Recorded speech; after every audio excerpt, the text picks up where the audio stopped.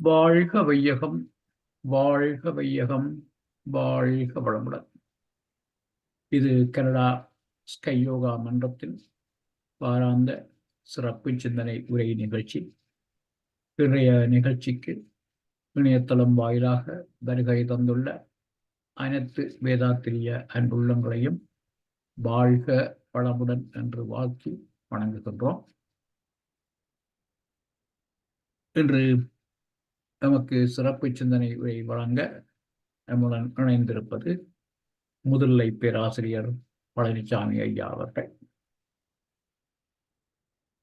பேராசிரியர் பழனிசாமி ஐயா அவர்கள் வேதாத்திரிய தத்துவங்களின் ஆழமான விளக்கங்களை பல தொடர் சிந்தனை உரைகள் ஊடாக நமக்கு கடந்த 3 வருடங்களாக ஐயா வழங்கி வருகின்றார்கள். ஐயாவுடைய இந்த ஆழமான வேதாத்திரிய விளக்கங்களை கேட்பதற்கு நமக்கு இறையருள் கூடியுள்ளது, கைகூடியுள்ளது. அந்த வகையிலே வாழ்வியல் என்ற ஒரு தொடர் சிந்தனை உரையிலே கடந்த வாரம் கர்மயோகம் பற்றிய பல தெளிவான விளக்கங்களை ஐயா நமக்கு தந்திருந்தார்கள். இன்று பாகம் 2, கர்மயோகம் பாகம் 2, மேலும் கர்மயோகம் பற்றிய பல புதிய தகவல் விளக்கங்களை ஐயா நமக்கு என்று தரவிருக்கின்றார்கள். இப்பொழுது இன்றைய சிந்தனை உரையை ஆரம்பிக்குமாறு பேராசிரியை அன்புடன் கொண்டுள்ளோம். வாழ்க வளமுடன் ஐயா. வாழ்க வளமுடன் ஐயா. வாழ்க வளமுடன். வாழ்க வையகம், வாழ்க வையகம், வாழ்க வளமுடன். குரு வாழ்க, குருவே துணை. சிந்தனையை, உடல் நலத்தை சீர் அமைத்து உய்வித்த குருவே வாழ்க.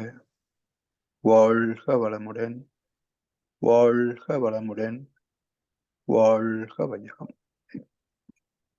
கனடா ஸ்கை யோகா அறக்கட்டளையை சிறப்பாக நடத்தி வருகின்ற ஆன்மீக அன்புள்ளங்கள், குறிப்பாக பேராசிரியர் முனைவர் சிவசங்கரம் ஐயா அவர்கள் மற்றும் இந்த நிகழ்ச்சியில் தொடர்ந்து கலந்து சிறப்பித்து வருகின்ற அன்பர்கள் அனைவருக்கும் அருட்தந்தை வேதாத்திரி மகர்ஷி அவர்கள் சார்பாக வாழ்க வளமுடன் என்ற வாழ்த்துக்களையும் எனது அன்பு கலந்த பணிவான வணக்கத்தையும் சமர்ப்பித்து, வாழ்வியல் வேதாத்திரிய தொடர் சிந்தனையின் 29ஆம் பாகத்தில் கர்ம யோகம் பற்றிய 2ஆம் பாகத்தை இப்போது நாம் பகிர்ந்து கொள்ள இருக்கின்றோம்.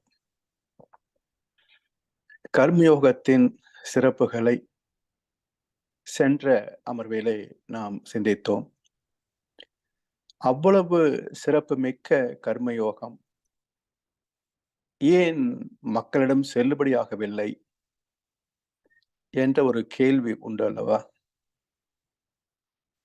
காரணம் என்ன என்றால், மக்கள் உடல் சார்ந்தே வாழ்வதால் உடல் சார்ந்த தேவைகளை நிறைவு செய்வதற்குரிய வசதிகள், பொருட்கள், உறவு, நட்பு இவற்றை பெறுவது மட்டும் அல்லாமல் பெற்ற வளங்கள் அனைத்தும் தனக்கும் தன் சந்ததிக்கு மட்டுமே உரிமை என்கின்ற சுயநலமும்,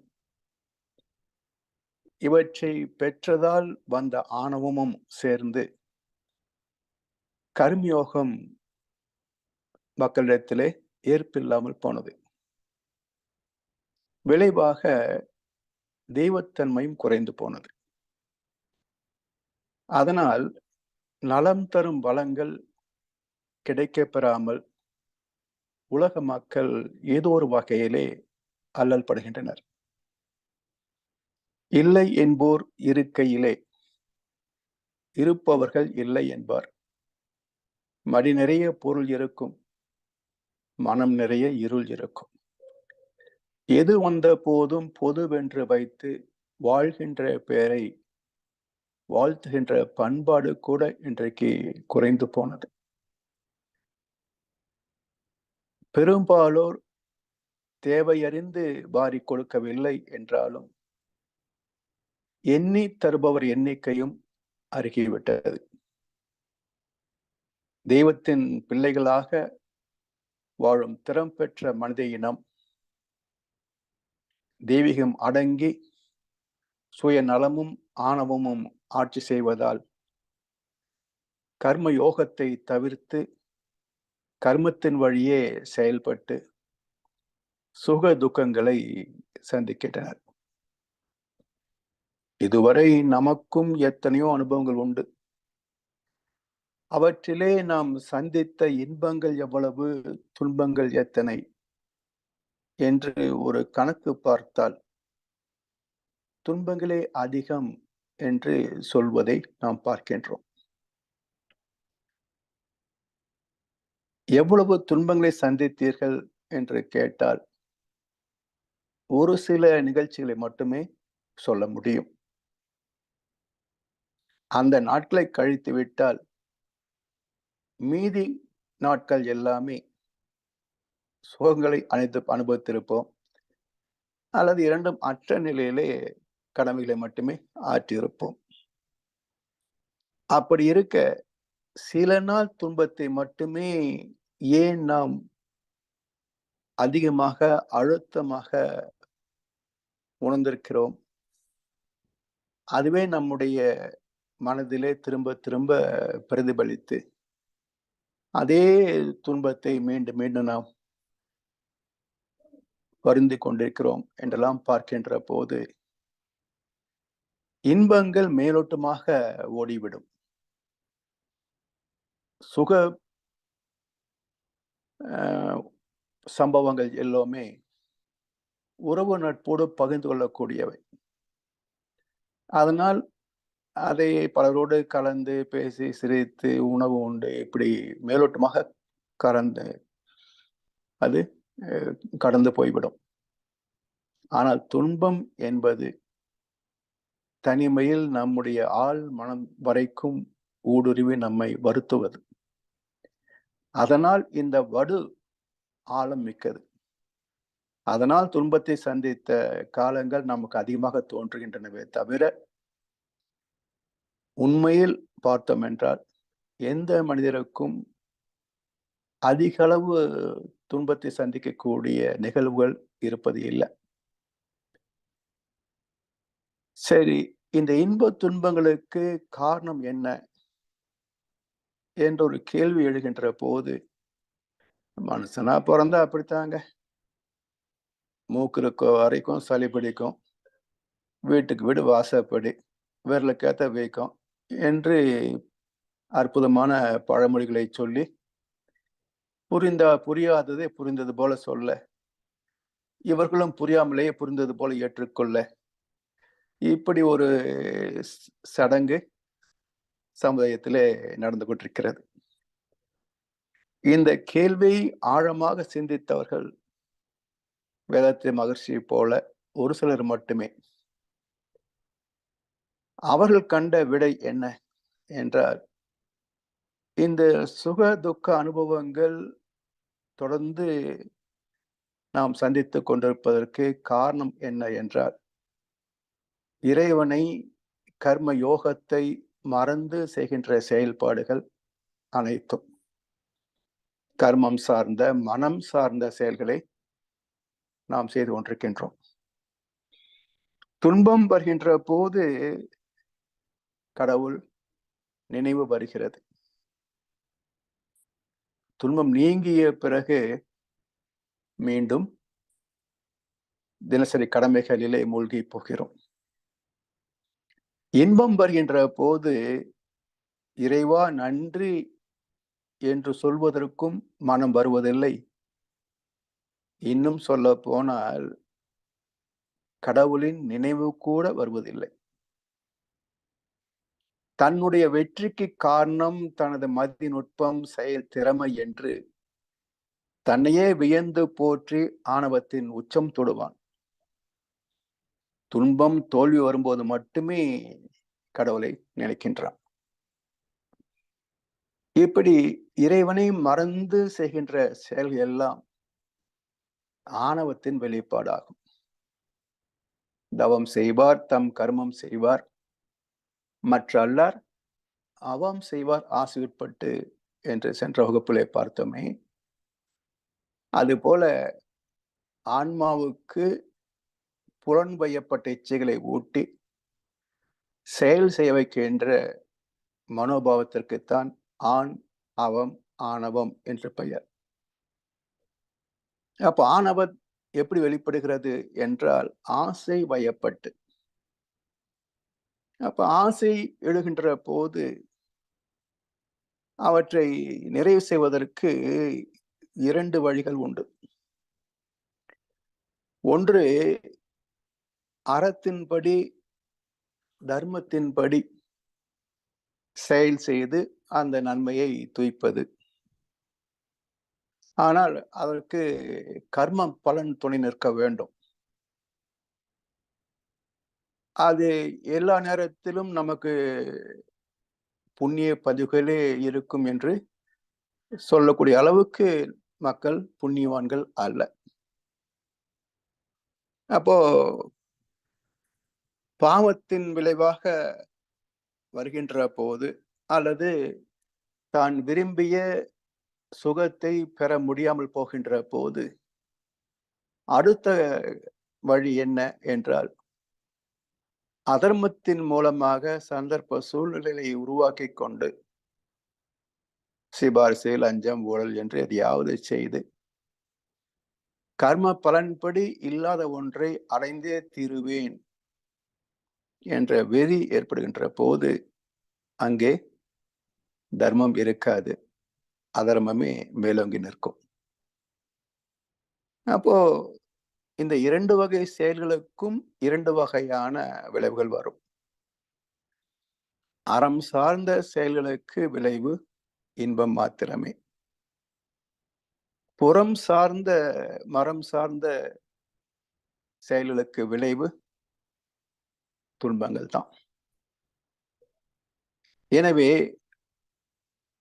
செயல் அல்லது ஒரு ஆசை ஏற்படுகின்ற போது அதை நிறைவு செய்வதற்கு நம்முடைய கர்ம பலன் ஒத்துழைப்பு இருக்கிறதா என்று ஆய்ந்து பார்த்து செயல்படக்கூடிய பக்குவத்தை தருவதுதான் தவம், இறைநிலை உணர்வு, அதான் கர்மயோகம்.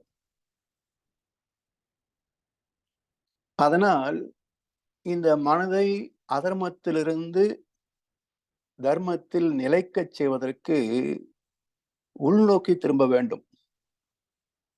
உயிர் மீது மனம் வைத்து செய்கின்ற தவ பயிற்சியின் மூலமாக மனம் பக்குவமாக வேண்டும். இதைதான் இயேசுபிரான் சொன்னார், மனம் திரும்புங்கள், பரலோக ராஜ்யம் சமீபித்திருக்கிறது. கடவுள் எங்கேயோ ரிஷிகேசத்தில், கைலாயத்தில், ஹரித்வாரில் மட்டும் இல்லை, நமக்கு உள்ளும் புறமுமாய் எங்கும் நீக்கமர நிறைந்திருப்பதுதான் இறைநிலை. உள்ளும் புறமுமாய் உள்ளதெல்லாம் தானாகும், வெள்ளம் ஒன்று உண்டாம், அதனை தெய்வம் என்பார் வேதியரே என்றார் பாரதியார். சரி, இதை அறிவதற்கான மனம் திரும்பும் வழி, மனிதனை மறுபக்கத்தை சந்திக்கின்ற வழிதான் ஆன்மீகம். அதனுடைய அங்கங்கள் தவமும் தத்துவ விளக்கமும். கர்ம யோகத்தின் பலன்களை சந்திப்பதற்கு பிதாவின் சித்தத்தின்படி செயல்பட வேண்டும், தெய்வ நீதியின்படி செயல்பட வேண்டும், இறை நீதிக்கு உகந்ததாக ஒத்து செயல்பட வேண்டும். தெய்வ நீதி, இறை நீதி, இயற்கை விதி என்பதெல்லாம் ஒரே பொருள்தான், செயலுக்கு தக்க விளைவு. For every action there is an equal and opposite reaction என்ற நியூட்டன் தத்துவத்தை பௌதிகத்திற்கு மட்டுமே ஏற்புடையது என்று மக்கள் நம்புகிறார்களே தவிர பஞ்சபூத கூட்டாகிய மனிதர்களுக்கும் இதே விதி பொருந்தும் என்பதை யாரும் சிந்தனைக்கு எடுத்துக்கொள்ளவில்லை. பௌதிக கூட்டுதானே தோற்றங்கள், ஜீவன்கள். அதிலே இறுதியாக பூத்த மலர்தானே மனித இனம்.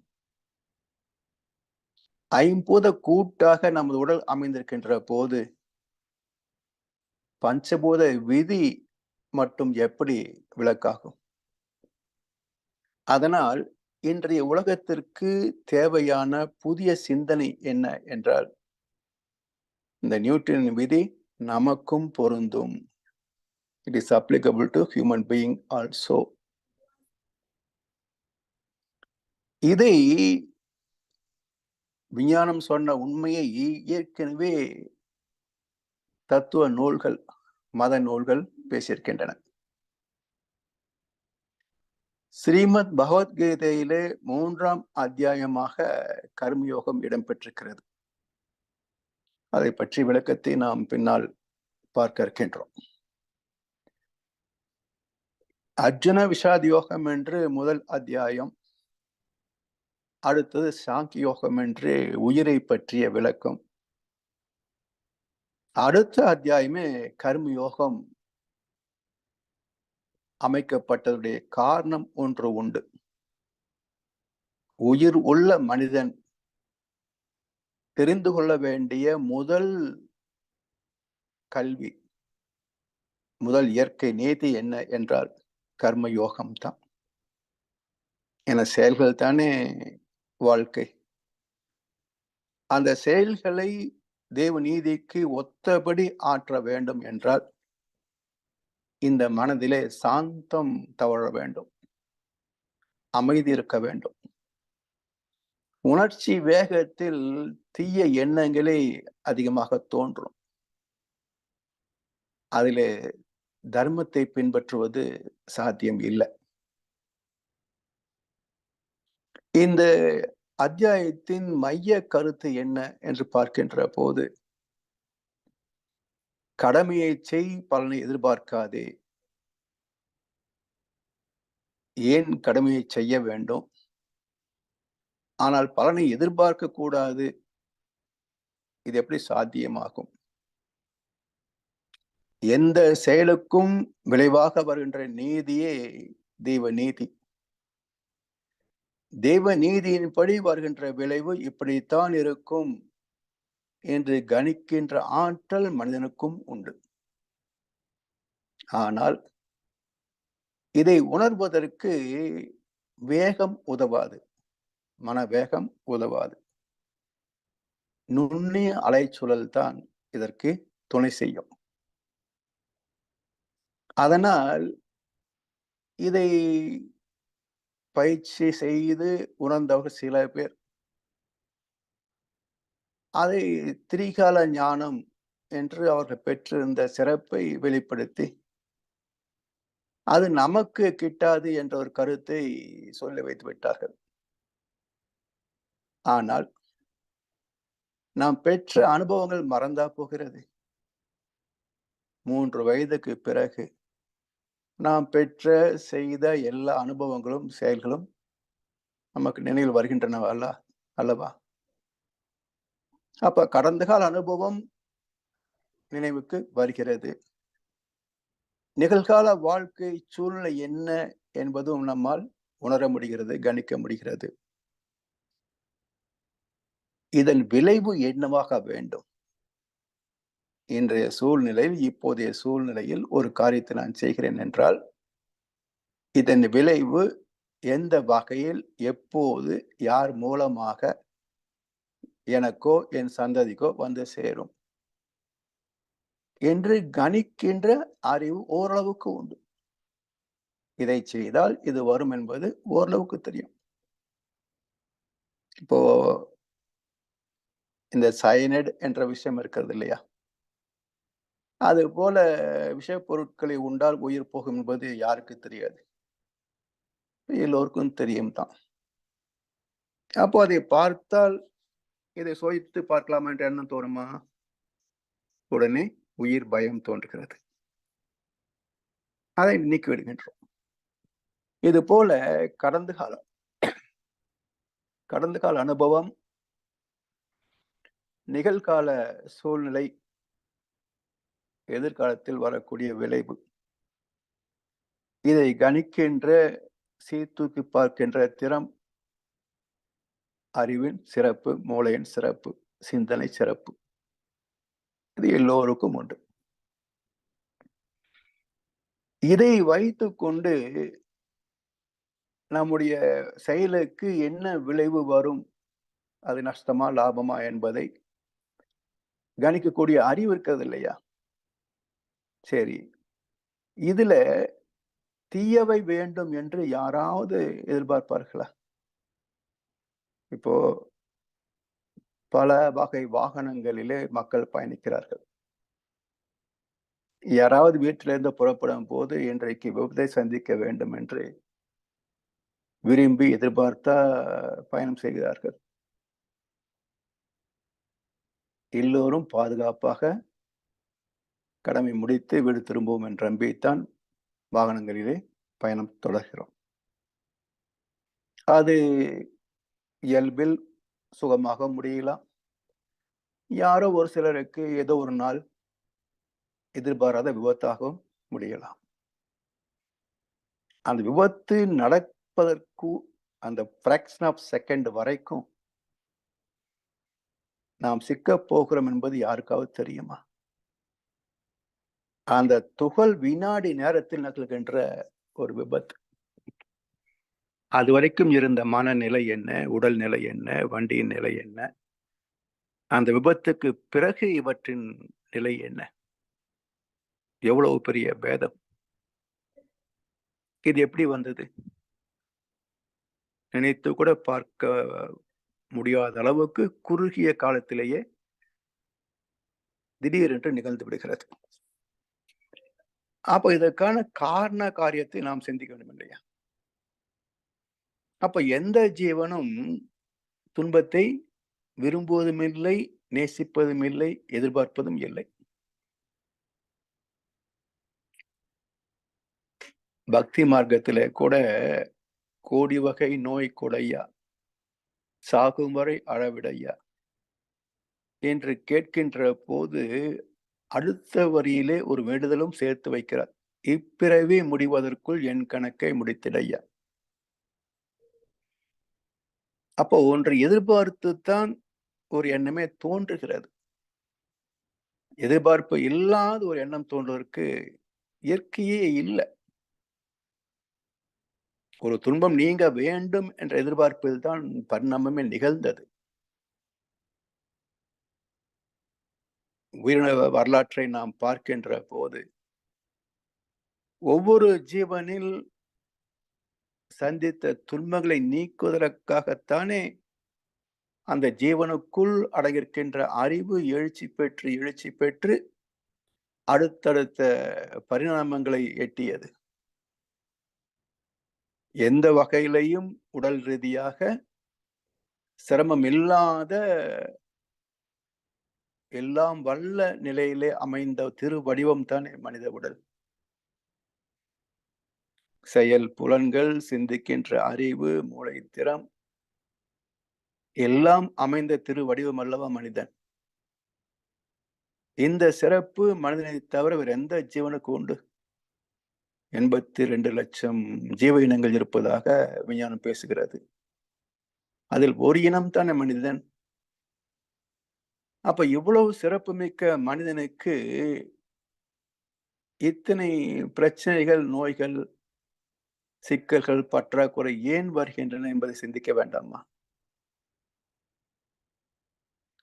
எனவே ஒவ்வொரு செயலுக்கும் ஒரு துல்லியமான விளைவு என்பதுதான் விதி.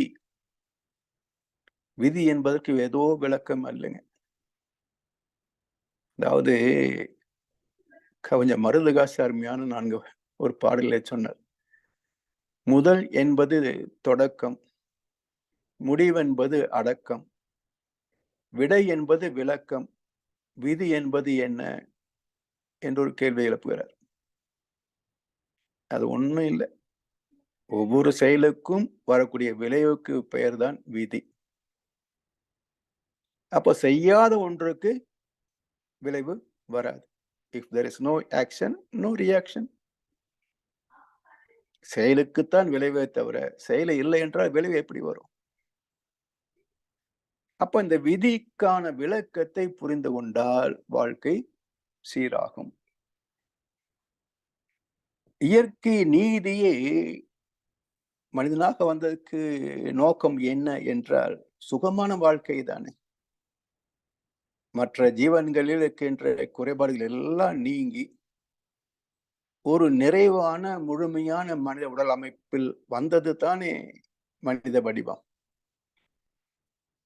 அதே போல உடல் அளவில் மட்டுமே சிந்திக்கக்கூடிய ஆற்றல் 82 லட்சம் ஜீவராசிகளுக்கு உண்டு.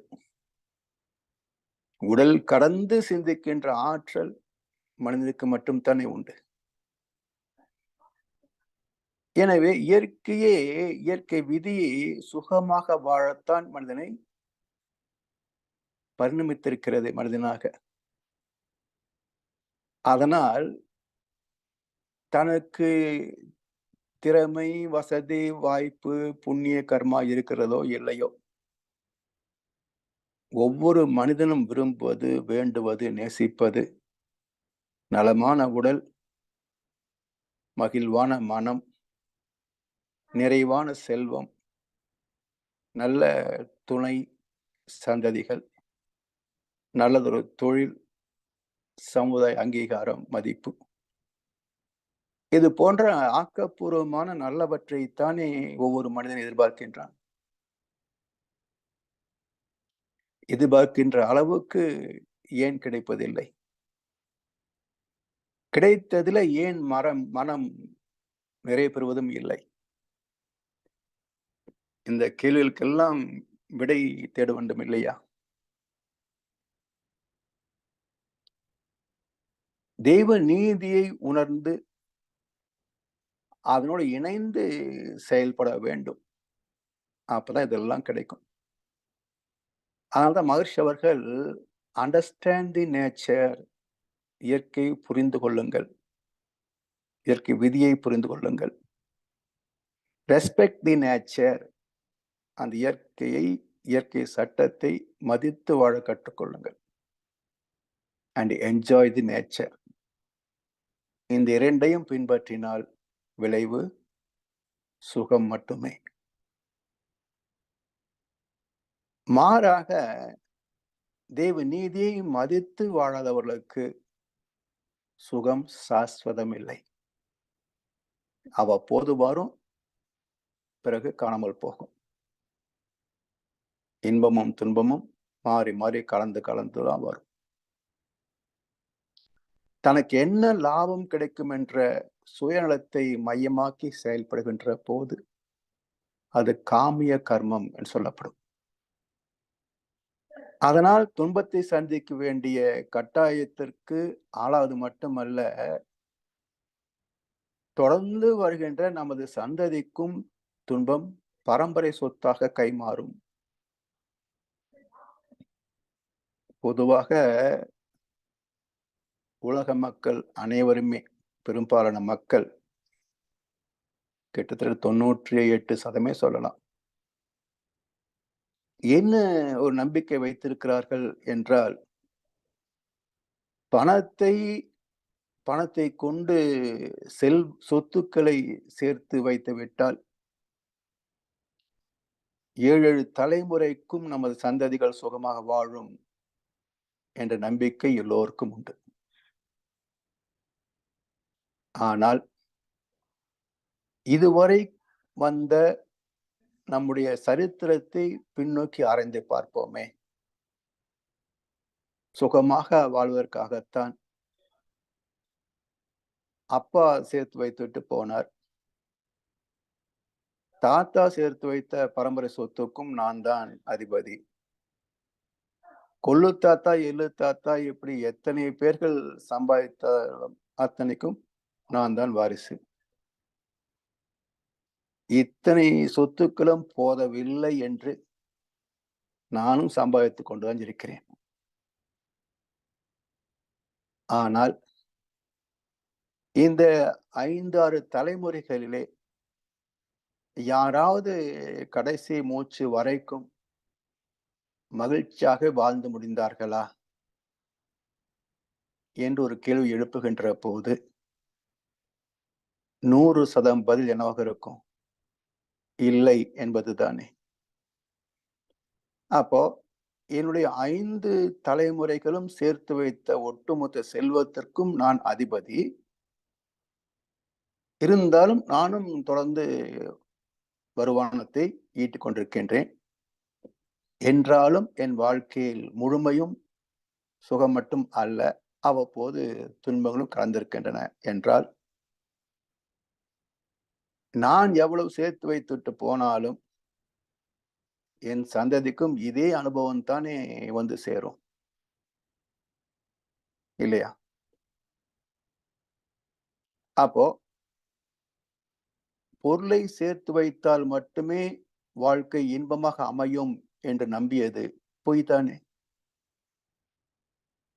அறியாமை தானே. வருகின்ற சந்ததிக்கும் இதே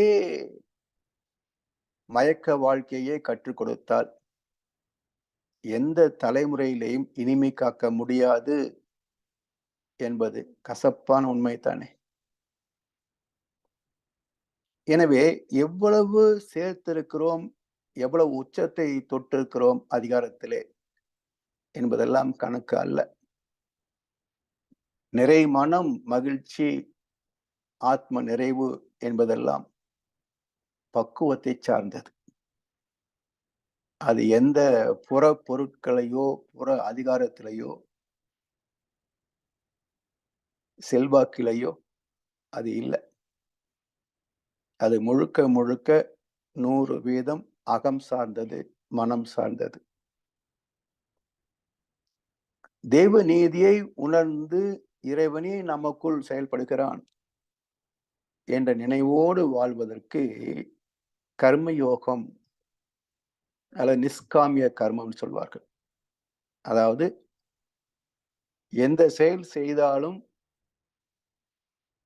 அதனுடைய விளைவு இப்படித்தான் வர வேண்டும் என்று எதிர்பார்ப்பில்லாமல் செய்வது. நம்முடைய கடமை இதை செய்ய வேண்டியிருக்கிறது, செய்கிறோம். உதாரணமாக இளமை பருவம் வருகின்ற போது வாழ்க்கை துணை ஒன்று அவசியம். இல்லறம் என்று அமைந்துவிட்டால் மக்கட்பேறு தவிர்க்க முடியாது. இப்ப அந்த மக்களை வளர்க்க வேண்டிய கடமைதான் என்னுடையது. நீ வளர்ந்து மரமாகி நிழல் தரும் காலம் வரை என்று எதிர்பார்த்தால் அவனும் எதிர்பார்ப்பான் இல்ல. அப்பா அம்மா வச்சுக்கிட்டு இன்னைக்கு இருக்கிற விலைவாசியில நமக்கும் மனைவிக்கும் குழந்தைகளுக்குமே வருமானம் போதவில்லை. இவர் வைத்துக்கொண்டு எப்படி சமாளிப்பது? எனவே முதியோர் எல்லாம் அனாதை இல்லத்துல விட்டுவிடலாமா என்று யோசிப்பான் இல்லையா? ஏன் நீ எதிர்பார்த்த இவன் காப்பாற்றுவான்னு, அவன் எதிர்பார்க்கிறான். இதை வச்சுட்டு எதுக்கு சுமக்கணும்? அப்போ நீ குழந்தைகளை வளர்ப்பது எனது கடமை என்று வளர்த்திருந்தால் அந்த குழந்தைகளும் என் தாய் தந்தரை காப்பது என் கடமை என்று காப்பாற்றும். நீ எதிர்பார்த்தாய், அவர்களும் எதிர்பார்க்கிறார்கள். எதை விதைத்தோமோ அதுதான் வரும். விதை ஒன்று போட சிறியொன்றா முளைக்கும். சட்டியில் உள்ளது அகப்பையில, புத்தியில் உள்ளது வார்த்தையில, போட்டது தானே முளைக்கும் தோட்டத்துல. எனவே இந்த நிஷ்காமியம் அல்லது கர்மயோகம் என்பது என்ன என்றால், இன்றைய சந்தர்ப்ப சூழ்நிலை இதை செய்வதற்கான வாய்ப்பு வந்து அமைந்திருக்கிறது. இந்த செயலை, இந்த கடமையை எனது அறிவுக்கும் அனுபவத்திற்கும் செயல் திறமைக்கும் ஏற்ப எந்த அளவுக்கு சிறப்பாக செய்ய முடியும் அதை செய்வேன். அதற்கு மேல் வரக்கூடிய பலன் என்னுடையது அல்ல என்று விளைவை கணித்துக் கொண்டு செயல்களை முறைப்படுத்திக் கொண்டு ஒழுக்கம், கடமை, ஈகை என்ற அறநெறியோடு வாழ்கின்ற தவ வாழ்க்கைக்கு பெயர்தான் கர்மயோகம். இந்த கர்மயோகிகள் எந்த காலத்தும் வீழ்ந்து போவதில்லை, துன்பத்தை சந்திப்பதும் இல்லை. எனவே நாம் செய்கிறோம், செய்ய வேண்டிய கடமையிலே, பொறுப்பிலே இருக்கிறோம். சரி, நான் இல்லை என்றால் எது நின்று போகும்? நான் இல்லை என்றால் எது நின்று போகும்? குடும்பத்திலே, சமுதாயத்திலே ஏதாவது நின்று போகுமா? யாரை நம்பி நான் பிறந்தேன், போங்கடா போங்க. என்னை நம்பி யாரும் பிறக்கல.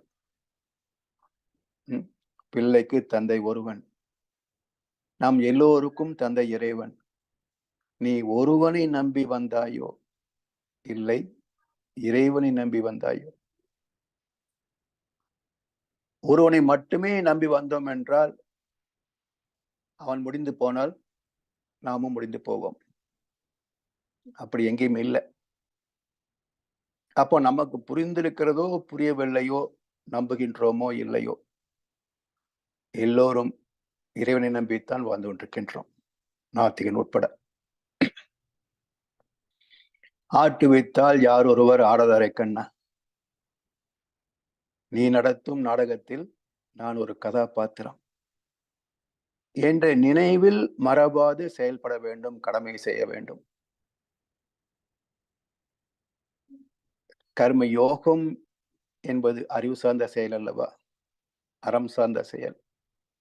அதனால் கர்ம யோகத்தின் விளைவு சுகங்கள் மட்டுமே என்று பல நூற்றாண்டுகளாக தொல்காப்பியர் முதல் வேதத்திரி மகர்ஷி வரைக்கும் எல்லா மகான்களும் நமக்கு புத்தி சொல்லித்தான் இருக்கிறார்கள்.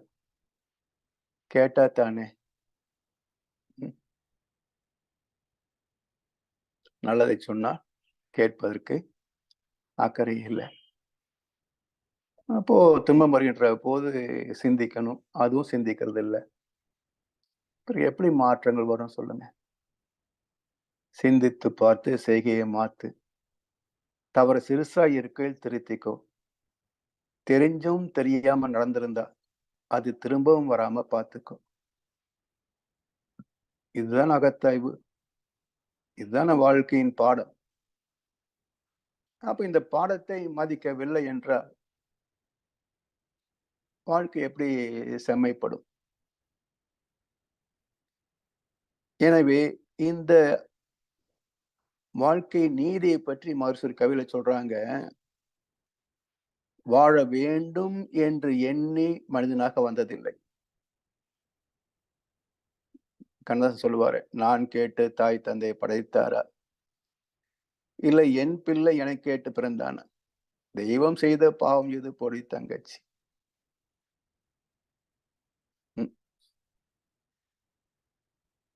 வாழ வேண்டும் என்று எண்ணி யாரும் பிறக்க முடியாது. எனினும் பிறந்து விட்டோம். வாழ வேண்டும், உலகில் ஆயுள் உள்ள மட்டும். வாழ்ந்தோர்கள் அனுபவத்தை தொடர்ந்து பற்றி, இதுதான் முக்கியம். எல்லாரும் எதுவுமே தெரிந்து கொண்டு நாம் பிறப்பது இல்லை. பிறக்கும்போது 0 தான். ஆனா இறக்கும் போதும் 0த்திலே இறந்து போவதா? அறியாமையில் பிறப்பது தவறு இல்லை, இயற்கை. அறியாமலேயே வளர்ந்து வாழ்ந்து முடிந்து போவது பெருமையா? அது எத்தனை தலைமுறைகள்? 1 2? எனவே வாழ்ந்தவர்கள் அனுபவத்தை தொடர்ந்து பற்றி எப்படி வாழ்வது என்பதை நாம் திருத்தி அமைத்துக் கொள்ள வேண்டும். அதுல இன்றைய தர்மம் என்ன தெரியுங்களா? அரசியல், பொருளாதாரம், மதங்கள், இப்படி எங்கெங்கே மனிதன் சம்பந்தப்பட்டிருக்கிறானோ எல்லா இடத்துலயும் பாருங்க, அவனுக்கு என்று ஒரு தர்மம் வச்சிருப்பான். அவனுக்கு என்று ஒரு தர்மம் வச்சிருப்பான். ஆனா நீ உனக்காக உருவாக்கும் நியாயம் அது அநியாயம் ஆனாலும் ஆகும். அப்ப எல்லோருக்கும் பொதுவா ஒரு நியாயம் இருக்கிறது அல்லவா? அதுக்கு பேர் தான் அறம், ஒழுக்கம், தர்மம். இது எல்லோருக்கும் பொதுவான நியாயம். அப்போ வாழவென்ற உரிமை எல்லோருக்கும் உண்டு. வாழ்வோர்க்கு சாதகமாய் அமையும் மட்டும். அப்ப என்னுடைய உரிமை, என்னுடைய சுதந்திரம் என்பதெல்லாம் தனித்துவம் வாய்ந்தது அல்ல. ஒத்து உதவித்தான் வாழ்ந்தாக வேண்டும். அப்ப வாழவென்ற உரிமை எனக்கு மட்டுமல்ல, மனிதருக்கு மட்டுமல்ல, ஒவ்வொரு ஜீவனுக்கும் உண்டு. மனிதனாக வந்தவர்கள் வாழ்வோர்க்கு சாதகமாய் வாழ வேண்டும். பாதகம் செய்வதற்கு யாருக்கும் பட்டயம் இல்லை, உரிமை கிடையாது. அதாவது இயற்கை வளம் என்று சொன்னால் உணவு, நீர், மின்சாரம். இந்த மூன்றும் இன்றைக்கு உலக மக்களின் அடிப்படை தேவைகள். இவற்றை பயன்கொள்கின்ற உரிமை ஒவ்வொரு மனிதனுக்கும் உண்டு, பிச்சைக்காரன் உட்பட. ஆனால் இவற்றில் அணு அளவு அதிகமாக பயன்படுத்திக் கொள்வதற்கும் அல்லது விரயம் செய்வதற்கும் ஒரு மனிதனுக்கும் உரிமை கிடையாது. எனவே வாழ்வோர்க்கு சாதகமாய் அமையும் மட்டும். அதனால் வாழ உள்ளோர் அனைவருமே ஒன்று கூடி வகுத்திடுவோம் ஒரு திட்டம் வளமாய் வாழ. நான் வச்சதுதான் சட்டம் என்றால் எப்படி? அதாவது சமுதாய நலன் நாடி சிலவற்றை செய்வதற்குத்தான் அரசாங்கம்.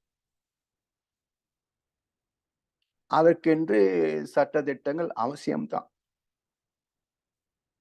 ஆனா தானோ தன் சார்ந்தவர்களோ பெரும் செல்வத்தை சம்பாதிப்பதற்காக சில சட்டங்களை அமல்படுத்துவது. ஹெல்மெட் போட்டுதான் ஆகணும். விபத்தை நிச்சயிப்பது விதியா, இல்லை விபத்தை தடுப்பது ஹெல்மெட்டா அல்லது புண்ணியமா? எது தடுக்கும்? அப்போ ஒழுங்கான பாதையை போடுவதற்கு பொறுப்பெடுத்துக் கொள்ளவில்லை. சாலை விதிகளை மீறுபவனை தண்டிப்பதற்கு ஒன்று பொறுப்பெடுத்துக் கொள்ளவில்லை. ஆனா ஹெல்மெட் மாட்டிட்டு போனா இது யாருக்காக? பயணிக்காகவா அல்லது ஹெல்மெட் உற்பத்தி செய்யக்கூடிய கம்பெனிக்காகவா? கம்பெனி தந்த சூட்கேஸுக்காகவா? யாருக்காக இந்த சட்டம்? வலிமை உள்ளவன் வச்சதெல்லாம் சட்டம் ஆகாது தம்பி. பிறர் வாழ நினைப்போ சொல்லுவதெல்லாம் சட்டம் ஆகணும் தம்பி என்றார் கண்ணதாசன். இப்ப வலிமை உள்ளவன் தான் சட்டம் போட்டுக்கிட்டே இருக்கிறான். மக்களுக்கு எந்த உரிமையும் கிடையாது. பின்பற்றித்தான் தீர வேண்டிய கட்டாயம். எனவே நம்மால் யாருக்கும் துன்பம் வராத வகையில் வாழ்வதற்குத்தான் நமக்கு உரிமை உண்டே தவிர, சுதந்திரம் உண்டே தவிர, யாருடைய சுதந்திரம், தேவைகள், உரிமை போன்றவற்றில் தலையிடுவதற்கு இயற்கை நமக்கு பட்டயம் தரவில்லை. இதை உணர்ந்து மற்ற உணர்வுகளுக்கு மதிப்பளித்து, தேவைகளுக்கு மதிப்பளித்து வாழ்வதுதான்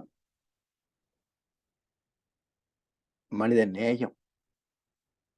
அதைத்தான் நிஷ்காமிய கர்மம் என்றும் கர்மயோகம் என்றும் பேசுகிறோம்.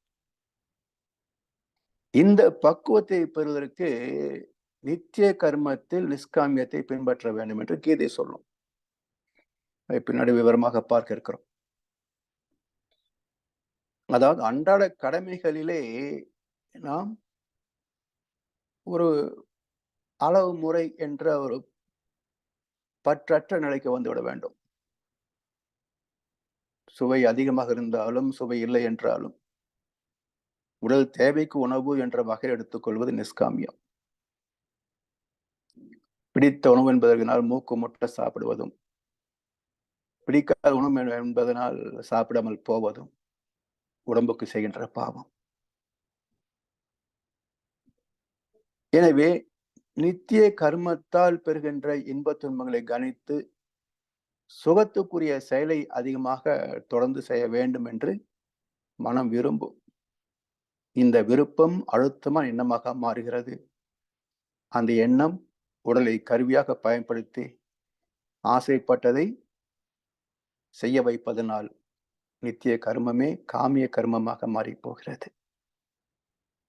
அதாவது அடிப்படை தேவைகளே ஆசைகளாக மாறி போகின்றன. அதாவது yesterday's luxuries have become today's necessity. Today's luxuries will become tomorrow's necessities. இதுதானே ஒவ்வொரு கட்டத்திலேயும் எது ஆடம்பர பொருள் என்று நினைக்கிறோமோ அதுவே அடுத்த காலத்தில் அத்தியாவசிய பொருளாக மாறி போகிறது. அதாவது 80, 90களிலே 90 கிடையாது 80களிலே ஜப்பான்ல பயணிக்கின்ற போதே பேசக்கூடிய செல்போன் இருக்கிறது என்று செய்தி நான் படிச்சிருக்கேன். இன்றைக்கு இந்தியாவில் 130 கோடி மக்களில 100 கோடிக்கும் குறையாத செல்போன்கள் பயன்பாட்டிலே உள்ளன. இது போல எத்தனை பொருட்கள். எனவே இன்றைய ஆடம்பர பொருள் என்பது நாளைக்கு அத்தியாவசிய பொருளாக மாறி போகிறது. அப்ப என்ன ஆகிறது? இன்னும் வேண்டும் இன்னும் வேண்டும் என்ற மன ஆசை பெருகிக்கொண்டே போகும். அப்ப ஆசைப்பட்டது கிடைப்பதற்கு வாய்ப்பு இருக்க வேண்டும். கிடைத்தாலும் அனுபவிப்பதற்கு உடல் நலம் வேண்டும்.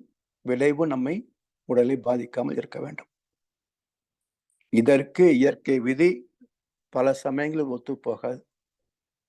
இயற்கை விதி பல சமயங்களில் ஒத்துப்போகாது. அதாவது உணவையே எடுத்துக்கொள்ளுங்களேன். ஒரு மனிதனுக்கு ஒரு நாளைக்கு எத்தனை வேளை உணவு தேவை, எவ்வளவு உணவு தேவை கணக்கெடுத்து பாருங்க. 2 வேளை உணவு போதும். ஆனால் சோமாலியா போன்ற ஆப்பிரிக்க நாடுகள், இன்னும் பங்களாதேஷ் போன்ற நாடுகள் எல்லாம் பார்த்தீங்கன்னா வறுமையில் வாழ்கின்ற மக்கள் நிறைய. அதுவே அமெரிக்கா, கனடா, ஜெர்மன், பிரிட்டன் போன்ற நாடுகளிலே அளவுக்கு அதிகமான அனுபவப் பொருட்கள், உணவுப் பொருட்கள். எப்படி உலகம் சரியாக போகும்? அப்போ சமுதாய ஒரு எல்லோருக்கும் எல்லாம் கிடைக்கக்கூடிய வகையிலே ஆட்சி முறை அமைய வேண்டும் இல்லையா? அப்போ உணவு இல்லை என்றாலும் அது பசி துன்பம். அளவுக்கு அதிகமாக உண்டாலும் அது வயிற்று வலி என்ற துன்பம். 2 வகையிலையும் துன்பம் வரும். எனவே இப்படி இச்சை வயப்பட்டு மனம் செயல்படுகின்ற போது, உடலை பயன்படுத்துகின்ற போது, உடல் மனம் விரும்புகின்ற அளவுக்கு உடல் ஒத்துழைக்க முடியாது. ஏன்னா உடல் உறுப்புகள் அனைத்தும் ஒரு குறிப்பிட்ட விதிமுறைக்கு கட்டுப்பட்டவை, அளவு முறைக்கு கட்டுப்பட்டவை. All the 5 senses are with limited capacity. But the 6th sense mind alone with unlimited capacity. So, mind cannot be satisfied. 5 புலன்களும் அளவு முறை என்ற விதிக்கு உட்பட்டவை. மனமோ இந்த விதிக்கு அப்பாற்பட்டது. இயலேற்ற மனதை கொண்டு எல்லைகளுக்கு உட்பட்ட புலன்களை பயன்படுத்த முடியுமா? முயன்றால் விளைவு என்ன? Break down. அதுதான் வழியிலே தொடங்கி நோயாக விரிந்து மரணமாக முடிந்து போகும். எனவே எந்த இன்பத்தை நோக்கி மனம் உடலை பயன்படுத்தியதோ, உடல் தாங்க முடியாமல் நோய்வாய்ப்படுகின்ற போது அதே மனம்தான் உடலோடு சேர்ந்து கவலையும் படுகிறது, வருத்தப்படுகிறது. எனவே பொருந்தாத ஒன்றை உண்ண வேண்டும் என்ற ஆசை வருகின்ற போதே இதனால் வரக்கூடிய விளைவு என்ன என்று சிந்தித்து பார்த்து அந்த ஆசையை நீக்கிக் கொள்ள வேண்டும். அதாவது இடும்பைக்கு இடும்பை படுப்பர், இடும்பைக்கு இடும்பை படாதவர். இந்த குறட்பாவுக்கு பொதுவாக சொல்லக்கூடிய விளக்கம் என்ன என்றால், துன்பத்தை கண்டு ஒருவன் துன்பப்படவில்லை என்றால் துன்பம் துன்பப்படும் என்று ஒரு சிறப்பான விளக்கத்தை எழுதி வைத்திருக்கின்றார்கள், பேசுகிறார்கள். மக்களும் ஏதோ புரிந்தது போல கைத்தட்டுகிறார்கள். இதுக்கு அர்த்தம் என்ன? ஒரு துன்பம் வருகிறது, நான் துன்பப்படவில்லை, அது ஏற்கவில்லை. அப்ப துன்பம் பக்கத்துல வந்து நின்று கொண்டு துன்பப்படுமா? இதுக்கு பொருள் இருக்கிறதா? இதைத்தான் வள்ளுவர் சொன்னாரா? இதைத்தான் வள்ளுவர் சொன்னாரா? துன்பம் எப்படி தனியே துன்பப்பட முடியும்? மனமின்றி துன்பம் என்பதற்கு தனித்த உணர்வு ஏதுங்க? இல்லையா? அப்ப என்ன பொருள் என்றால், இடும்பைக்கு இடும்பை படுப்பர், இடும்பைக்கு இடும்பை படாதவர். அதாவது உதாரணமா ஒரு மைசூர் பா சாப்பிடணும்னு ஆசை. அதை பார்த்த உடனேயே சிந்திக்காமல் எடுத்து உள்ளே போட்டுடும். ஒரு துண்டு, 2 துண்டு, 3 துண்டு, பொங்கல் ஸ்வீட்டு, புது வருஷம் ஸ்வீட்டு, யுகாதி ஸ்வீட்டு, தமிழ் புத்தாண்டு ஸ்வீட்டு, அப்புறம் கல்யாண ஸ்வீட்டு, பர்த்டே ஸ்வீட்டு, திருமண ஸ்வீட்டு, கிரகப்பிரவேசம் ஸ்வீட்டு, பிறகு Deepavali sweet, Christmas sweet, new year sweet, இப்படியே தின்று கொண்டிருந்தால் என்ன ஆகும்? கொலஸ்ட்ரால் ஏறி ஹார்ட் அட்டாக் வரும். அப்போ இது கொலஸ்ட்ரால் ஏற்றும் என்பது எல்லோருக்கும் தெரியும் தானே? அதாவது ஸ்வீட் ஸ்டால்ஸ் அவங்க இனிப்பு மட்டும் விற்பனை செய்பவர்கள் அல்ல, வியாதிகளை விற்பனை செய்பவர்கள். ஸ்வீட் ஸ்டாலும் பேக்கரியும் அவர்கள் வியாதிகளை விற்பனை செய்பவர்கள். அப்ப அந்த மைசூர்பா பார்க்கிற போது இதை சாப்பிட்டா உள்ள போய் கொழுப்பு ஏறி அது எல்டிஎலா மாறி கொலஸ்ட்ரால் ஆகி ரத்தக்குள்ளே அடைச்சி ஹார்ட் ப்ராப்ளம் வந்து பைபாஸ் சர்ஜரி பண்ணி எத்தனை செலவு பண்ணி அப்புறம் அவஸ்தைப்பட்டு, இதெல்லாம் தேவைதானா அப்படின்னு ஆராய்ந்து பார்க்கிற போது மனசு ஏத்துக்காது. சாப்பிடலாம், ஒண்ணுதானே, இன்னைக்கு மட்டும்தானே என்று மனம் ஏற்காது. அப்போ இதை கொடுக்காமல் மனதை துன்பப்படுத்தி விட்டால், இந்த மைசூர்பாவை சாப்பிட விடாம மனதை துன்பப்படுத்தி விட்டால், கொலஸ்ட்ரால் ஏறி ஹார்ட் அட்டாக் வரும்போது துன்பப்பட வேண்டிய அவசியம் இருக்காது. அதுக்குதான் இடும்பைக்கு இடும்பை படுப்பர், இடும்பைக்கு இடும்பை படாதவர்னு அர்த்தம்.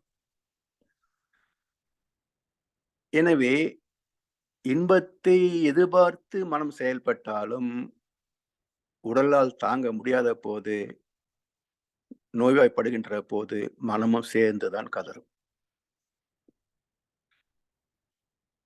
எனவே இந்த துன்பமளிக்கும் செயலை தவிர்ப்பதுதான் நிசித்த கர்மான்னு சொல்வார்கள். பொதுவாக அனுபவங்களில் மனம் சிக்குவதால்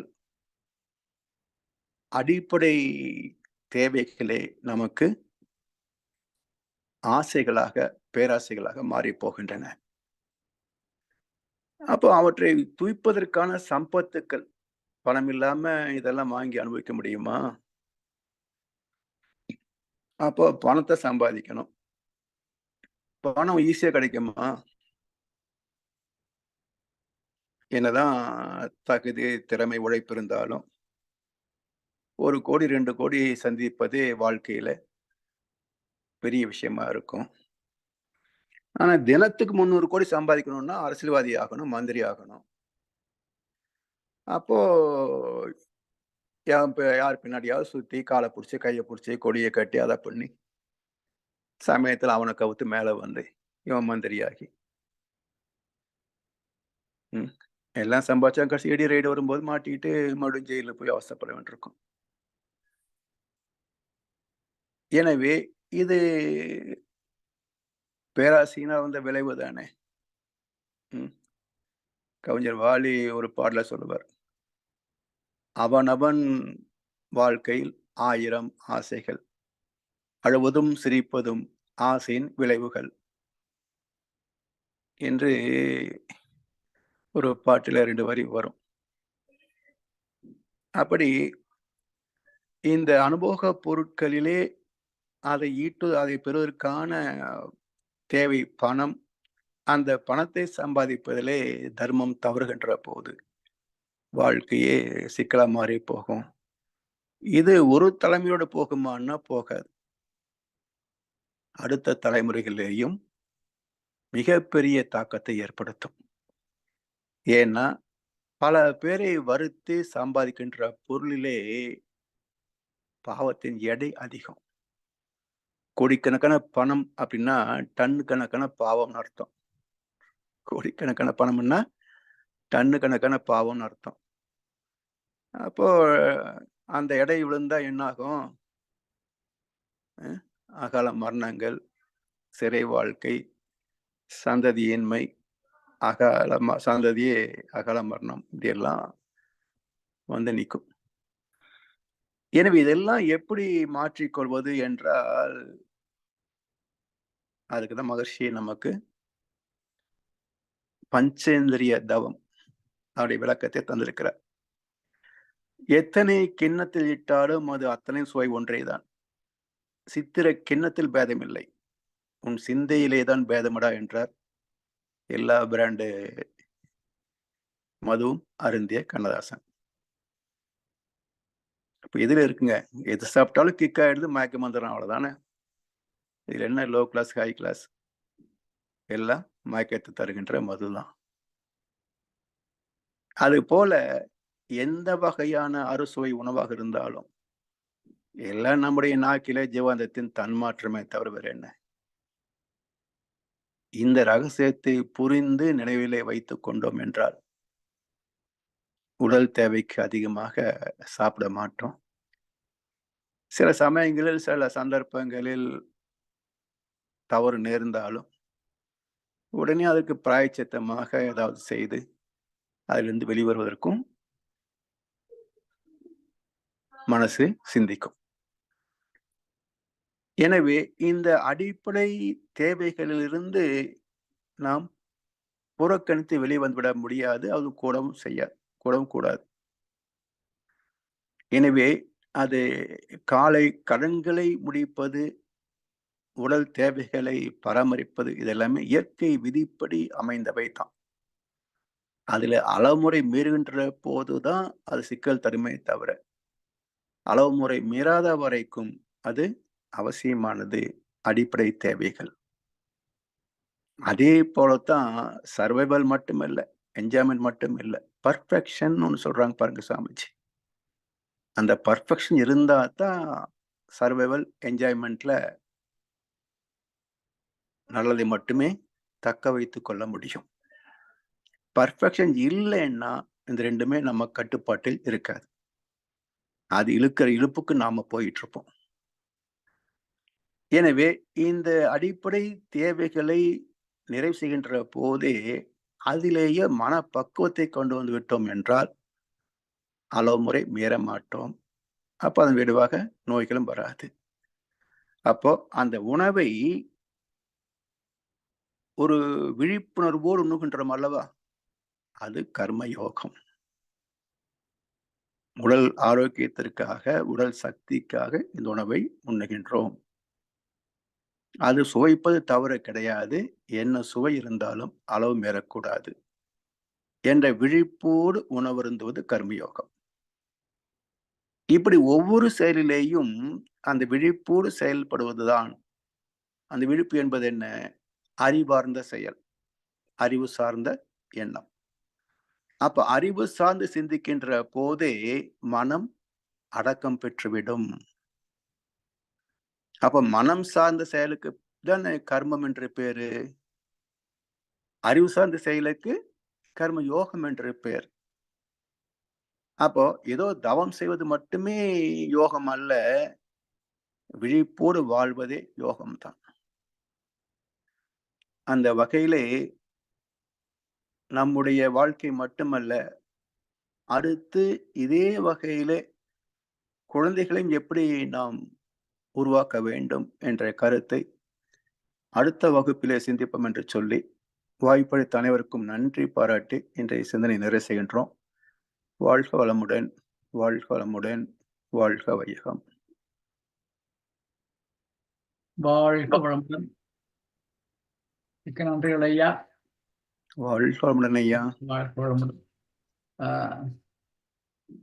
பல தெளிவான விளக்கங்களை ஐயா கொடுத்திருக்கிறார்கள். இந்த கர்மயோகம்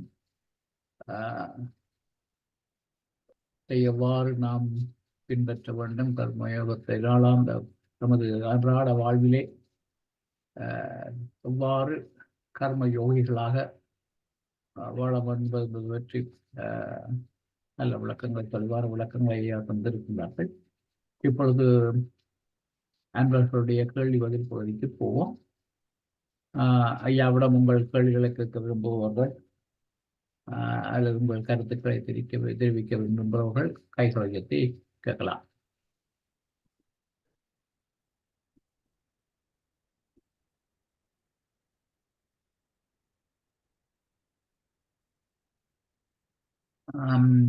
ஐயா, நான் தனா ஐயா. வாழ்க வளமுடன் ஐயா. வாழ்க வளமுடன் ஐயா. இந்த உங்களுடைய சிந்தனை உரை நான் கொஞ்சம் ஏழியாக கேட்டிருக்க வேணும் என்று கண்டால், இந்த கர்மவினி ஏற்கனவே செய்தாச்சு, இனி அதன் விளைவுகளைத்தான் பார்த்து கொண்டிருக்க வேணும். காரணம் வந்து என்னென்னு சொன்னால், அது வெறி ஏழியா அது உலகம் பலன் ஒன்று இருக்க கேட்க வேணும்னு சொல்லி, எனிவே அந்த லேட்டானாலும் பரவாயில்லை ஐயா, அருமையான ஒரு சிந்தனை உரை.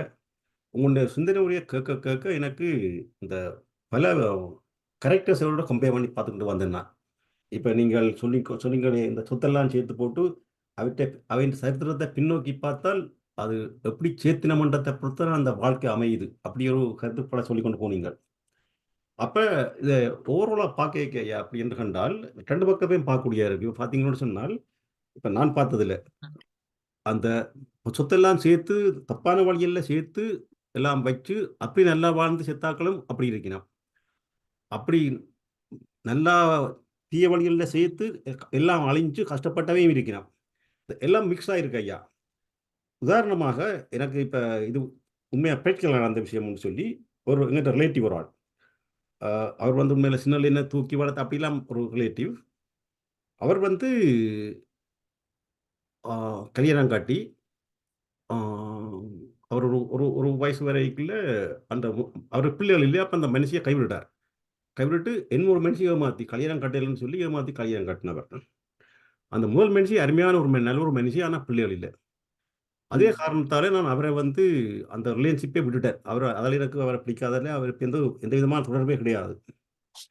இப்படி இருக்கும்போது 2019ஆம் ஆண்டு இது நடந்தெல்லாம் ஒரு 45-50 வரைக்கும் முதல் அவரே ஒரு கால் வயசு போயிட்டு சாக போகிறார். அதனபடியால் அந்த காலத்தில் தூக்கினதில் போட்டு பார்க்க போகும்னு சொல்லிட்டு போகிறேன். விட்ட போனால் அவர் வந்து ஒரு மரத்துக்குள்ள வீட்டு முன்னால மரத்துக்குள்ள கதிரையில் ஒரு புத்தகம் வச்சு கொண்டிருக்கிறார். வயசையா 94 வயசு. ம் நான் அவருக்கு சொன்னேன், நான் ஏன் வரையிலன்னு சொன்னால், நீ இப்படி அந்த முதல் மனுஷிக்கு செய்தாது எனக்கு பிடிக்கல, எனக்கு அது நல்ல ஒரு மனுஷின்னு சொல்லி அது எனக்கு பிடிக்கல. ஆனபடியால் தான் நான் உன்னை வரான் விட்டு நான். ஆனால் எனக்கு மனம் கேட்கல, என்ன பார்க்கணும்னு வந்தேன் அப்படின்னு சொன்னேன். அவர் அப்படியே ஓமெண்ட் கேட்டுட்டு அந்த கையில் கடல் புறா என்ற ஒரு புத்தகம், பெரிய புத்தகம் வச்சு பார்த்து கொண்டிருப்பார். எனக்கு சொன்னார், இந்த புத்தகத்தை இருக்கால் நீ வாசிக்கணும்னு சொல்லி. அப்போ நான் வேண்டி பார்த்து வாசிக்க தொடங்க கண்ணாடியை காட்டி போட்டு வாசிக்கணும்னு சொன்னார். ஏன்னா கண்ணாடியை காட்டினா எனக்கு கண் தெரியல வடிவா. அவர் ஒரு சிரிப்பொன்று சிரிச்சார். அப்பாலே நான் புரிஞ்சது என்னன்னு சொன்னால், அவர் கண்ணாடி போடாமலேயே அந்த புத்தகம் வாசிச்சு கொண்டிருக்கிறார். 94 வயசு. அப்போ நான் சொன்ன உடனே அவர் சொன்னார் என்னன்னு சொன்னால், நான் சொன்னேன், இப்படி நீ இப்படி கட்டினபடியால் தான் நான் உன்னை வந்து பார்க்க இல்லை அப்படின்னு சொன்னதை அவர் சொன்னார். நீ என்ன சொல்கிற? நான் இப்படி அந்த முதல் மணி செத்து போச்சு. நான் இப்போ இந்த மனுஷியை கட்டினபடியால் தானே பார் இப்போ 5-6 பிள்ளைகள் இருக்குது, எனக்கெல்லாம் கார் பண்ணி தந்திருக்கணும், என்ன வசதியாக என்ன அதான் வாழ்ந்து கொண்டிருக்கணும் அப்படின்னு கதை சொன்னார். அதாவது வந்து அந்த முந்தின மனுஷிக்கு துரோகம் செய்து அதை பற்றி எந்த விதமான சிந்தனையுமே கிடையாது. வலுசதாக இருக்கிறார். அப்போ நான் யோசிச்சேன், சரி நீ கஷ்டப்பட போகிற, நீ உனக்கு அந்த விளைவு ஒன்று இருக்குது தானே என்று சொல்லிட்டு வந்துட்டார். வந்தையா நெக்ஸ்ட் இயர் அடுத்த வருஷமாக அவர் வந்து இறந்துட்டு அந்த இறப்பு வந்து சரியான சுகமான இறப்பு. அப்படியே வருத்தமான படுக்கையில் இரவில் நித்திரை கொள்ளைக்கு அப்படியே போயிட்டார். அடுத்தது பிள்ளைகளும் நல்லா இருக்கு. அப்போ இது கேள்வி என்னென்றால் ஐயா, அவர் அந்த முதல் மனுஷிக்கெல்லாம் துரோகம் எல்லாம் செய்து கொஞ்சம் கஷ்டப்பட்டார் ஆரம்பத்தில். ஆனால் பேருந்தெல்லாம் அதில் அந்த விளைவுகளை பார்க்க இப்போ அப்போ எனக்கு அந்த கேள்வி அடிக்கடி வருவதுன்னு சொன்னால், இவ்வளவெல்லாம் செய்தவருக்கு அந்த விளைவு சுகமாக கடைசியாக சுகமாக வாழ்ந்து சுகமாக செய்தவர். அதோட கேள்வி. அடுத்தது ஐயா பாருங்க, இப்போ நாங்கள் அவருக்கு இந்த விதமான உழைச்சி ஒன்றுமே தெரியாது, கர்மயோகமும் தெரியாது, ஒன்றுமே தெரியாது. இப்போ உதாரணமாக எங்களை எடுங்கோ, இந்த நுழைச்சி எல்லாத்தையும் மண்டைக்க போட்ட உடனே தச்சமேன் ஒரு சின்னத்தான் தவறு செய்து போட்டாலும் அது மண்டை உள்ளட்டுரும். உள்ளட்டு ஒரு இப்படி தவறு செய்து போட்டோமே அப்படி அப்படின்லாம் ஒரு அன்கம்ஃபர்டபுள் ஆகணும் மைண்ட். கேள்வி என்னன்னு சொல்லி சொன்னால், அப்படியாக்கள் என்ன அப்படி அப்படி நல்லா வாழக்கூடிய இருக்குது, அவைக்கு இந்த செய்கிற இல்லையோ, அதான் ஐயா கேள்வி.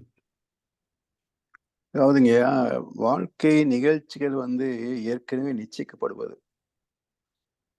நமக்கு முன்னாடி 6 தலைமுறைகள் கணக்கு. அதான் சஞ்சித கர்மான்னு சொல்றோமே. அந்த சஞ்சித கர்மாவின் படி நாம் என்னென்ன செயல்பாடுகளை செய்ய வேண்டுமோ அது அமையும்.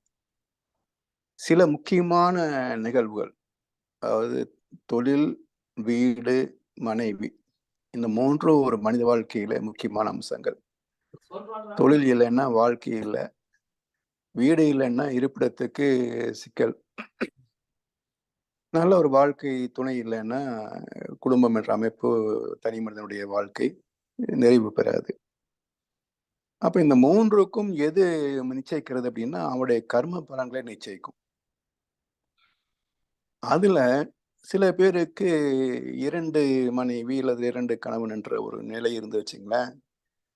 அப்ப முதலில் ஏற்படக்கூடிய உறவு வந்து ஏதோ ஒரு காரணத்துல அது பிரிபட்டு போயிடும். பிறகு இன்னொரு உறவு தானாக வந்து அமையும். அதன் மூலமாக ஒன்றுல இருந்த சுகம் இன்னொன்றுல கெட்டு போகலாம், அல்லது இன்னொன்றுல இருந்த வருத்தம் இன்னொன்றுல மாறி போகலாம். இது எல்லாமே கர்ம பலன்களின் அடிப்படையில நிகழ்வது. இது இப்போ இவர் செய்யறாரா அப்படின்றது இதுல அடுத்த ஒரு கேள்வி வரும். இது கர்ம வினையினால் வந்ததா அல்லது இவர் விரும்பி ஒன்றை செய்தாரா அப்படின்னு பாக்குற போது, திருமணம் அப்படின்னு ஒன்று நினைப்பதற்கு நடுத்தர குடும்பங்களிலே அது வினைப்பதிவு இல்லைன்னா அது அமைவது சாத்தியம் இல்லை.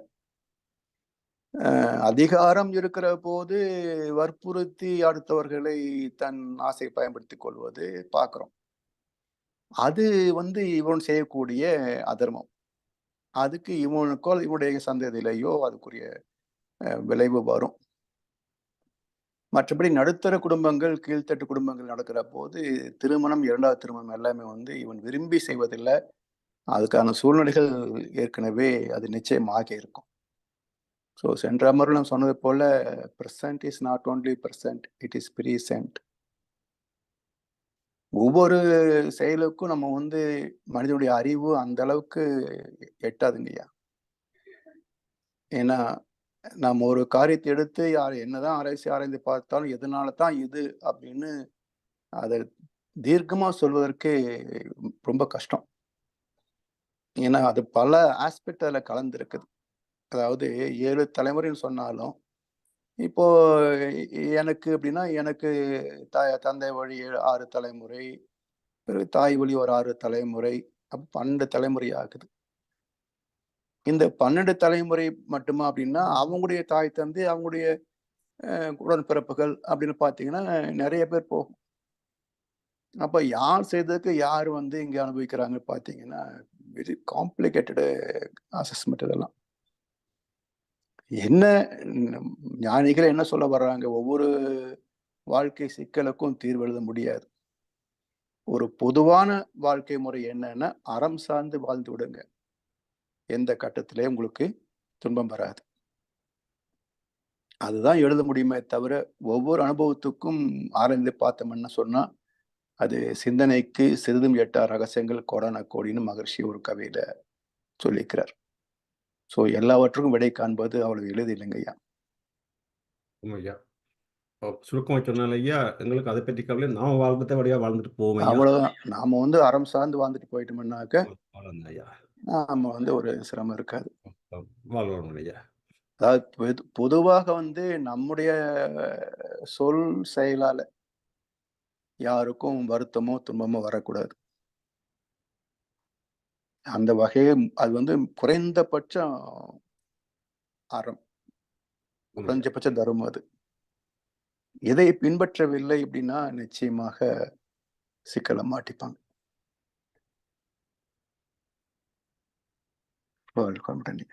வாழ்வோம் ஐயா. வாழ்க வளமுடன். நன்றிகள் ஐயா. நன்றி ஐயா. சுஜாதா, ஆமா, நீங்கள் கையெழுத்து இப்ப இந்த ரக்கிட்டீங்க, கேட்க போறீங்களா? கையெழுத்து அன்மியூட் பண்ணிட்டு பேசுங்க.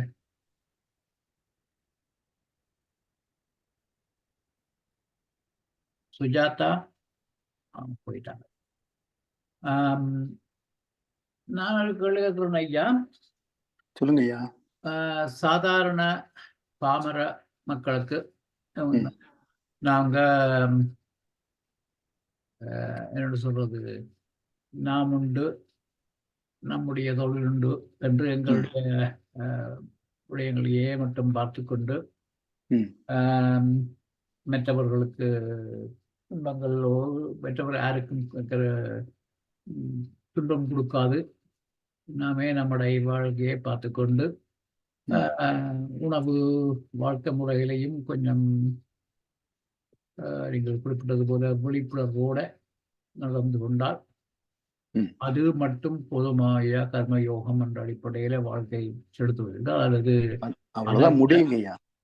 என்னையா அவ்வளவுதான் முடியும். அவ்வளவு முடியும். அப்ப கர்மயோகத்தை பின்பற்ற வேண்டும் என்று நாம் விசேடமாக எதுவும் செய்ய வேண்டிய அவசியம் இல்லை. அதாவது விழிப்புணர்வோடு வாழ்வதுதான் கர்மயோகம். கர்மயோகம் நம்முடைய சொல் செயலால யாருக்கும் துன்பம் வராதபடிக்கு முடிந்தா யாருக்காவது நன்மை செய்யக்கூடிய வகையில விழிப்புணர்வோடு வாழ்வதுதான் கர்மயோகம். மனம் போன போக்கில போனோம்னாக்க சில சமயங்கள் நல்லது செய்வோம், சில சமயங்கள்ல பல சமயங்கள்ல கெட்டது செய்திருவோம். அப்போ அதுக்குரிய விளைவாக சுக துக்கங்கள் மாறி மாறி வரும். ஆனா விழிப்புணர்வோடு செயல்படுகின்ற போது அறிவு தன் விழிப்பு நிலை பெறலாத தெளிவில் 5 பெரும் பழிச்செயல்கள் விளைய வழியேது இல்லை. அப்ப பழிச்செயல் இல்லைன்னா பாவம் இல்லை, பாவம் இல்லைன்னா துன்பம் இல்லை. அவ்வளவுதாங்க.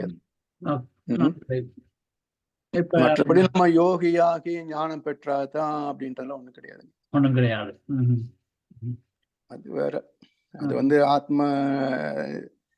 ஆத்ம தரிசனம்ன்றதெல்லாம் அதுக்குன்னே ஒரு கொடுப்பினை இருக்கணும். புண்ணிய கர்மா இருந்தா தான் அவங்களுக்கு மட்டும்தான் அது சாத்தியமாகுமே தவிர எல்லோருக்குமே உச்சத்தை தொற்ற முடியாதுங்க ஆன்மீகத்துல.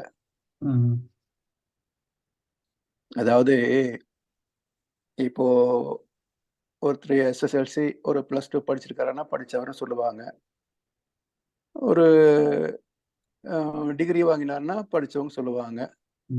போஸ்ட் கிராஜுவேட் வாங்கினாலும் படிச்சவங்க தான் சொல்லுவாங்க. பிஹெச்டி வாங்கினாலும் படிச்சவங்கன்னு தான் சொல்லுவாங்க. ம்ஹ்ம். ஆனா, ஞானத்துல வந்து கால் ஞானம், அரை ஞானம், முழு ஞானம்ன்றலாம் கிடையாது. இல்ல. இங்க ஞானம் ஒன்றுதான். அது முழுமைதான். ம்ஹ்ம். ஸோ இதுல படித்தளங்கள் நம்ம வைக்க முடியாது. ஆனா அப்படி ஒரு ஞானத்தை பெற வேண்டும் என்ற ஒரு தேவை என்றொன்று இருக்கு ஐயா. அப்படி இல்ல தானே? தேவைன்னு கிடையாது. ஞானம் பெற்றாகணும்னு தேவையில்ல ஒண்ணும் கிடையாது. ம். ஞானத்தின் வெளிப்பாடு என்ன அப்படின்னா, ஒழுக்கம் சார்ந்த வாழ்க்கை தான். இருக்கணும். ம்ஹ்ம். அதுக்கு மேல ஒரு பேரின்பத்தை துய்ப்பதற்காக ஞானியாகணும் அப்படின்றது ஒரு கோட்பாடு இருக்கு. ம்ஹ்ம். ஆனா, அது அவ்வளவு எளிதில் கிட்டாது. ம்ஹ்ம். எல்லோருக்கும் கிட்டாது. நீங்க அனுபவத்தை எடுத்து பாருங்களேன். எத்தனையோ பேர் நம்ம பயிற்சியை செய்துட்டு இருக்கிறோம். ம்ஹ்ம். மகரிஷி வந்து ஒரு நாள் பேராசிரியர் வகுப்பிலேயே சொன்னாங்க. நான் எதிர்பார்த்த அளவுக்கு ஒருத்தர் கூட வரல அப்படின்னு. ம்ஹ்ம். ஸோ எல்லாம் மகரிஷி கூடவே இருந்தவங்க எத்தனை பேராசிரியர்கள், ம்ஹ்ம். பயிற்சி செய்தவங்க எல்லாம் எத்தனை பேரு. அப்படி இருந்தும் அவரு யாரையும் சொல்லலையே, நீங்க எனக்கு நான் எதிர்பார்த்தபடி இருக்கிறீங்க. அடுத்து நீங்க வந்து என்னுடைய ஸ்தானத்துல இருங்கன்னு சொல்லி யாரையும் சொல்லலையே. இல்ல, இல்ல. ம்ஹ்ம். அப்ப என்னன்னா, அந்த நிலைக்கு ஞானி என்ற நிலைக்கு யாரும் இல்ல அப்படின்றது தான். ம்ஹ்ம். ம்ஹ்ம். ஆம். இப்ப இந்த என்ன இன்னொன்று சொல்வார்கள் தானே ஐயா, தொண்டு ம். செய்ய வேண்டும் என்று. ம். ஆ, அப்ப சிலர் தொண்டு செய்ய வேண்டும் என்று பலவித சமூக அமைப்புகள் அதுகள் எல்லாம் ஈடுபடுத்தி தொண்டு செய்கிறார்கள். ம். சிலருக்கு அது அவர்களுடைய பெர்சனாலிட்டியோ அல்லது வாய்ப்புகளோ கிடைக்காத போது அவர்கள் தானும் தன் வாழ்வும் என்று வாழுகின்ற போது குளிப்பிடமாக வாழுகின்ற போது அவர்கள் ஏதாவது அதாவதுங்கய்யா, அது அந்த அளவுக்கு வரணுன்றதும் ஒரு அமைப்பு தான். ம்ஹும், இப்போ ஒவ்வொருத்தருக்கும் ஒவ்வொரு மாதிரியான வாழ்க்கை முறை. ம்ஹும், பொதுவாக விதிக்கப்பட்ட வாழ்க்கை முறை என்ன? குடும்பம், தொழிலு, ஆமா, குழந்தைகள் வளர்ப்பு. இதுதானே மெஜாரிட்டி. ம்ஹும், சில பேர் வந்து இப்போ சயின்டிஸ்ட் போனாங்கன்னா, அவங்க எல்லாத்தையும் தவிர்த்து ஒரு ஆராய்ச்சி மட்டுமே அப்படியே ஒரு லேபுக்குள்ளேயே உலகத்த வாழ்க்கைய முடிச்சிடுறாங்க. ம்ஹும், அப்போ அவங்களுடைய பிறப்பின் நோக்கம் என்னன்னா, ஒரு ஒரு மறைபொருளை வெளிப்படுத்தி மக்களுக்கு ஒரு வாழ்க்கை வசதியாக மாற்றுவதற்கு இந்த மனிதனுடைய அறிவுத்திறத்தை இயற்கை பயன்படுத்துது. அவர் விஞ்ஞானியாகி ஏதோ ஒரு பொருளை கண்டுபிடிச்சு உலக நன்மைக்கு குடுத்துட்டு போறாரு. ம்ஹும், ஆனா, அவரளவில் அவரு என்ன அனுபவிச்சாருன்னு பார்த்தீங்கன்னா, ஒண்ணுமே இல்ல. ஆமா, ம்ஹும், அப்போ டோட்டலி டெடிகேட்டட். ஒரு விஞ்ஞானியின் வாழ்க்கை என்பது சமூகத்துக்கென்றே அர்ப்பணிக்கப்பட்டது. ம்ஹும், அதேபோல ஒரு மகானுடைய வாழ்க்கை எடுத்தீங்கன்னா, இப்ப அவருக்கு என்ன லாபம்? ஒண்ணும் இல்ல. ம்ஹும், எந்த மகானுக்கும் எந்த லாபமும் கிடையாது. மதவாதிகளுக்கு தான் சுகபோகத்துல அனுபவிக்கிறாங்களே தவிர, ம்ஹும், இதற்கு மூலமாகிய ஞானிகள் என்ன சுகபோகத்தை அனுபவிச்சாங்க? நபிகளாகட்டும், இயேசுபிரான் ஆகட்டும், ஆதிசங்கரர் ஆகட்டும், மகரிஷி ஆகட்டும், ம்ஹும், யார் என்ன சுகபோகத்தை அனுபவிச்சாங்க? ஒன்றுமில்லை. அப்ப அவங்களுடைய அனுபவங்கள் சமூகத்துக்கு ஒரு பாடமாக அமையணும் அப்படின்றதுக்காக இயற்கை அவர்களை தேர்ந்தெடுத்துக் கொண்டது. ம்ஹும், அதே போல தான் தொண்டு நிறுவனங்கள். இப்ப இதிலேயே பாருங்களேன், சில பேர் ரொம்ப டெடிகேட்டா இப்போ தமிழ்ல பார்த்தீங்கன்னா, அன்பு பாலம் அறக்கட்டளையினுடைய ஸ்தாபனர் வந்து கல்யாண சுந்தரம் அப்படின்னு ஒரு அன்பர் இருக்கார். ம்ஹும், அவர் வந்து திருமணமே செய்து கொள்ளவில்லை என்பது மட்டுமல்ல, ம், அவருடைய வாழ்நாளிலே முழு சம்பளத்தையும் ஏழை மக்களுக்கென்றே செலவழித்தார். ம்ஹும், அவருடைய உணவுக்கு அப்படின்றத வந்து வேலை நேரத்துக்கு பிறகு வந்து ஒரு ஹோட்டல்ல சர்வர் வேலை பார்த்து உணவுக்கு பண்ணிக்கிட்டார். ம்ஹும், அவரை வந்து மேன் ஆஃப் த மில்லேனியம் என்று தேர்ந்தெடுத்து அமெரிக்கா வந்து கிட்டத்தட்ட 30 கோடி இந்திய பணத்துல அவார்டு குடுத்தாங்க. ம்ஹும், அந்த 30 கோடி அப்படியே மக்களுக்குன்னு குடுத்துட்டாரு. ம்ஹும், அவர் தனக்குன்னு ஒண்ணும் வச்சுக்கல. இப்போ அவர் கிட்டத்தட்ட 70, 80 வயது ஆகப் போறது. இப்ப அவரு சேவையில தான் செஞ்சுட்டு இருக்கிறார். ம். இப்படி 100% தன் வாழ்க்கையை வந்து மக்களுக்காக அர்ப்பணித்தவர்.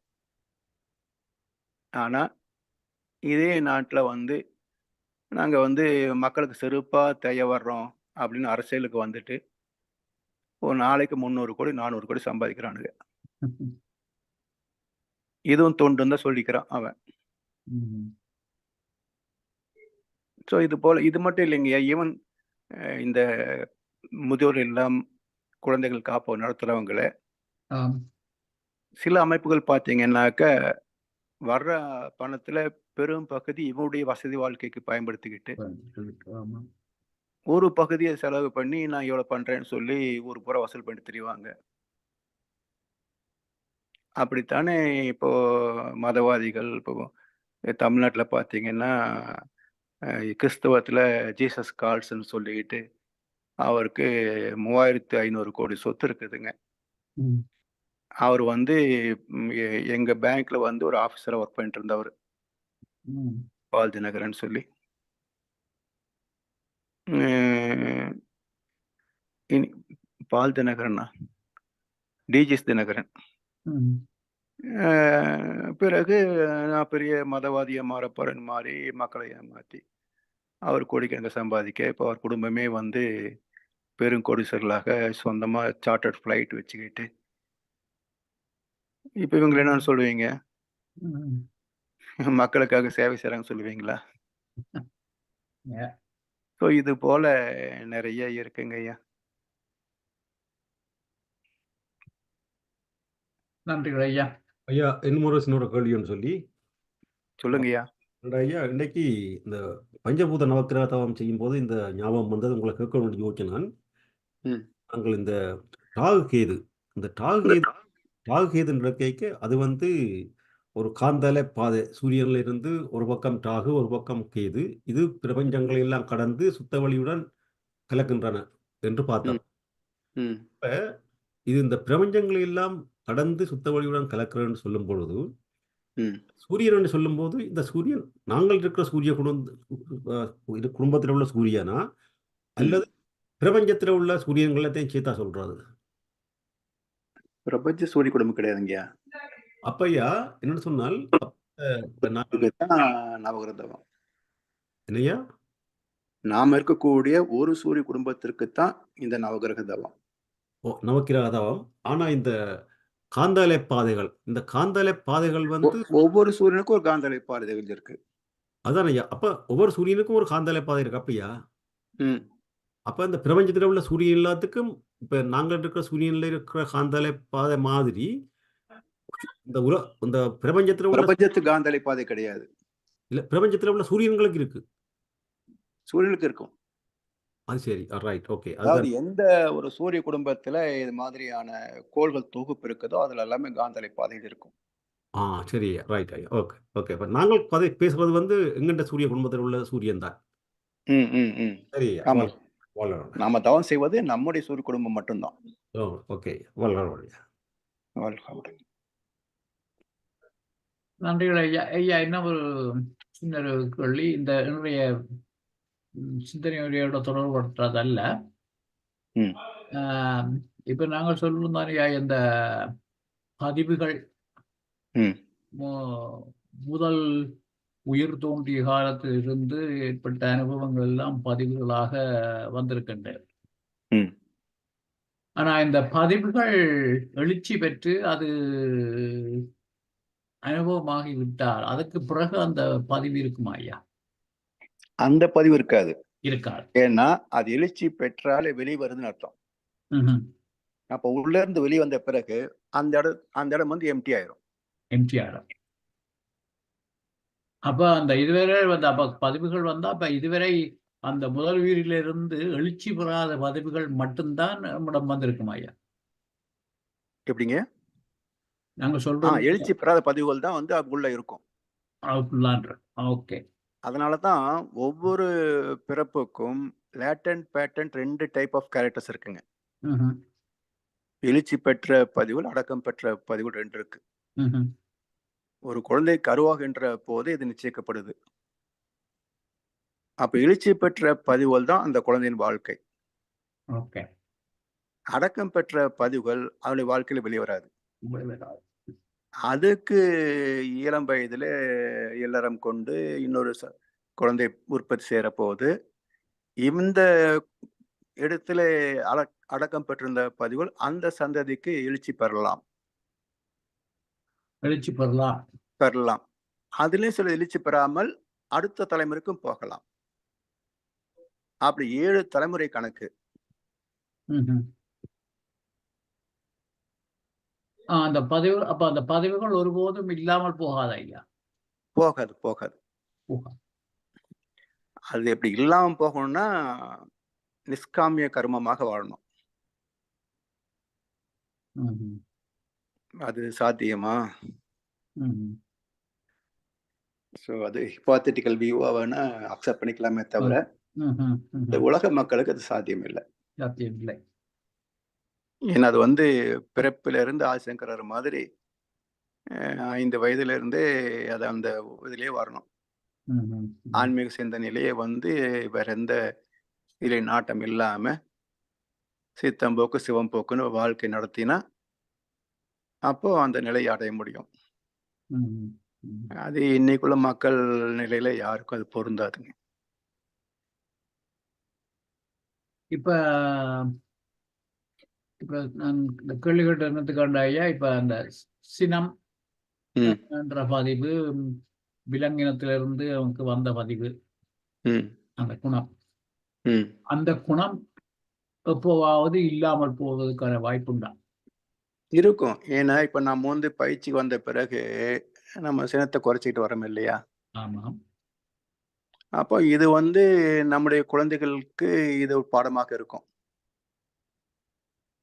ம். இல்லைங்களா? அவங்க சினப்படக்கூடிய வாய்ப்புகள் இருக்காது. ம். அவங்க வளர்ந்து அவங்க இல்லறத்துக்கு வருகின்ற போது, இந்த அனுபவம் குறைவா இருக்கும். ம். அப்படி 7 தலைமுறைகளிலே இந்த அனுபவம் அப்படியே குறைந்து கொண்டே வந்தால், அந்த கோபப்படக்கூடிய குணமே இல்லாம போகும் 8வது தலைமுறையில. இல்லாமலே போகும். ஆஹா. ம். ஓகே ஐயா. அதுக்கிடையே யாராவது சந்தர்ப்ப சூழ்நிலைகளால கோவப்படக்கூடிய குணத்துக்கு ஆளாயிட்டாங்கன்னா, அது பிறகு மறுபடியும் அது அடுத்த சைக்கிள்க்கு போயிடும். போயிடும். அங்கேருந்து மறுபடியும் 7க்கு போயிடும். ம்ஹ்ம். ம்ஹ்ம். ஓகே ஐயா. நன்றிகள் ஐயா. ஐயா, இன்னொரு சின்ன குட்டி. நன்றி, நன்றி ஐயா. ஐயா, இன்னொரு சின்ன கேள்வி. இந்த இராசியல் நட்சத்திரங்கள்னு சொல்றோம். இந்த ம். இராசி நட்சத்திரங்கள் வந்து பிரபஞ்சத்துல உள்ள நட்சத்திரங்களோ அல்லது சூரிய குடும்பத்துல உள்ளதை சொல்றதா ஐயா? நட்சத்திரங்கள் வந்து அது தெளிவா சொல்லலைங்கய்யா. ஆனா என்னுடைய ஒரு அனுமானம் என்னன்னா, இந்த மில்கி வே கேலக்ஸில இருக்கக்கூடிய நட்சத்திரங்கள். ஏன்னா நட்சத்திரமே தனியா ஒண்ணும் கிடையாதாம்மா. சூரியன்கள் தான் நட்சத்திரங்கள்ன்றாங்க சாமி சொல்லியிருக்காங்க. அதான் ரைட். ஓ. அப்போ இந்த மில்கி வே கேலக்ஸிலேயே 10,000 கோடி சன் ஃபேமிலிஸ் இருக்கிறதாக சயின்ஸ் சொல்லுதுங்க. அப்போ 10,000 கோடின்னா எவ்வளவு இருக்கும் பாருங்களேன். ம்ஹ்ம். ஒரு சூரிய குடும்பத்துக்கே கிட்டத்தட்ட 700 கோடி மைல் ரேடியஸ். அப்போ டயாமீட்டர் போட்டீங்கன்னா 700 கோடி பிளஸ் 700 கோடி பிளஸ் சூரியனுடைய டயாமீட்டர். அப்போ மொத்தம் தான் உங்களுக்கு வந்து ஒரு சன் ஃபேமிலியுடைய டயாமீட்டர் வரும். அப்படி 10,000 கோடினா எவ்வளவு தூரம் போகும் பாருங்க. ஸோ பிரபஞ்ச கணக்கு இருக்காது. மில்கி வே கேலக்ஸி அதாவது நம்ம கண்ணில் பார்க்கக்கூடிய அளவுக்கு அல்லது கருவிகளால் பார்க்கக்கூடிய அளவுக்கு மட்டுமே வச்சுங்களேன்.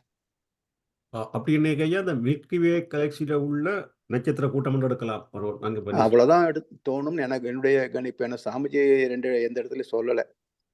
ரைட். நட்சத்திர கூட்டம்னு பொதுவா சொன்னாரே தவிர மில்கி வே கேலக்சியா பிரபஞ்சமான்னு சொல்லல. அப்படி என்னைக்கு ஐயா அந்த நட்சத்திரங்களின் பாதிப்பு வந்து அலைவீச்சு வந்து எங்கிட்ட பூமியிலும் இங்கேயும் அந்த அலைவீச்சு இருக்கும். அப்படின்னா இருக்கு. அதனால மில்கி வே கேலக்ஸி தாண்டி இன்னொரு கேலக்சியுடைய நட்சத்திரங்கள் வந்து அலைய வச்சு தாக்கத்தை ஏற்படுத்தும்னு சொல்ல முடியாது. Right, right. ஓகே. ஏன்னா இதுவே 10,000 கோடிங்கிறது எவ்வளவு இருக்கும் பாருங்களேன். நம்ம அவ்வளவு நட்சத்திரங்களை பார்த்திருக்கிறோமா? இல்ல. அதனால இது மில்கி வே கேலக்ஸி மட்டும் தான் இருக்குன்றது என்னுடைய அனுமானம். இல்லை நான் ஏன் கேட்டேன் ஐயா, அது ம். ஸ்ட்ரிக்டா சாத்திரத்தை பார்த்துட்டு அந்த நட்சத்திரம் மட்டும் ஸ்ட்ரிக்டா நடக்கும் அதன்படி ஃபாலோ பண்ணிக்கல. ம். சில சமயங்கள்ல நான் யோசிக்க, சில சமயங்கள்ல இவன் கண்ணுக்கு அகப்படாத நட்சத்திரங்கள்ல இருந்தும் அலைவிச்சு வந்தா இவைக்கு என்னன்னு தெரியுமான்னு சொல்லி. அது வரும், நமக்கு தெரியாது. ஆ. நம்ம கண்ணுல படலைன்றதுக்காக நட்சத்திரத்தினுடைய அலைவீச்சு இல்லைன்னு சொல்ல முடியாது. அப்பையா அந்த நட்சத்திரங்களை வச்சு ஸ்ட்ரிக்டாக சாத்திரத்துல போறதும் அது எவ்வளவு தூரம் சரியன்றதும் தெரியாது. அப்படியா? எப்படிங்க?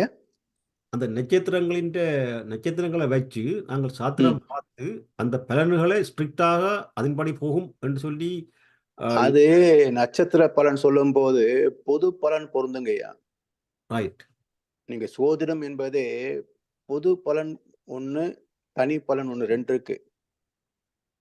நீங்க இந்த செய்தித்தாள்கள்ல போடக்கூடிய வார பலன், மாத பலன் போடுறாங்க இல்லையா? ஐயா. இதெல்லாம் பொது பலன்.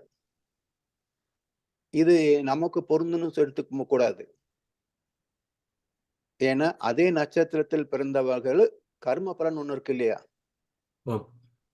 சோ கர்ம பலன் தான் முக்கியமான அம்சமே தவிர நட்சத்திர பலன் இல்ல. ரைட். இன்னும் சொல்ல போனா கர்ம பலன் தான் நட்சத்திரத்தை தேர்ந்தெடுக்கிறது. சரி ஐயா. ரைட். ஓமே அது சரியா. ம். வாழ்க. வாழ்க்கை.